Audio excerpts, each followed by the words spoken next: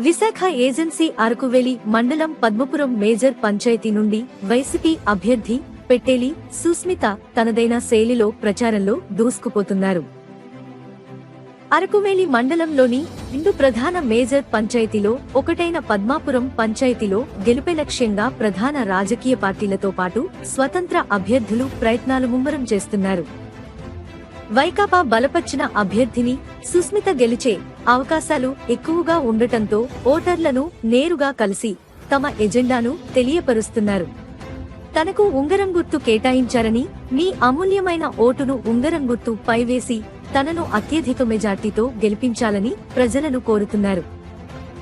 ఏజెన్సీలో పద్మాపురం మేజర్ పంచాయతీ ఆకర్షణీయ పంచాయతీగా తీర్చిదిద్దుతానని స్పష్టం చేస్తున్నారు.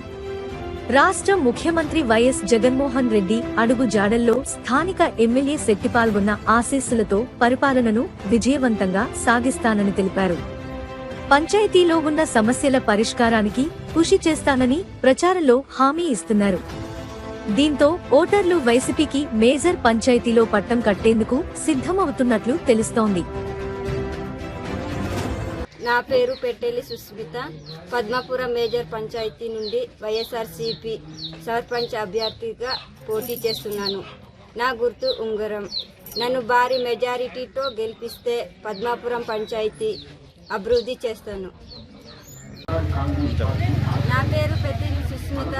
మేజర్ పంచాయతీ పద్మాపురం గ్రామం నుంచి సర్పంచ్గా పోటీ చేస్తున్నాను. వైఎస్ఆర్సీపీ ద్వారా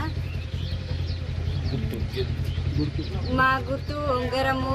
మేజర్ నా పేరు పెట్టెల శుక్ర అండి. పద్మాపురం మేజర్ పంచాయతీ నుండి వైఎస్ఆర్ బలపరిచిన క్యాండిడేట్గా మా కోడలు పెట్టెల సుస్మితను మేము పోటీ చేస్తున్నామండి.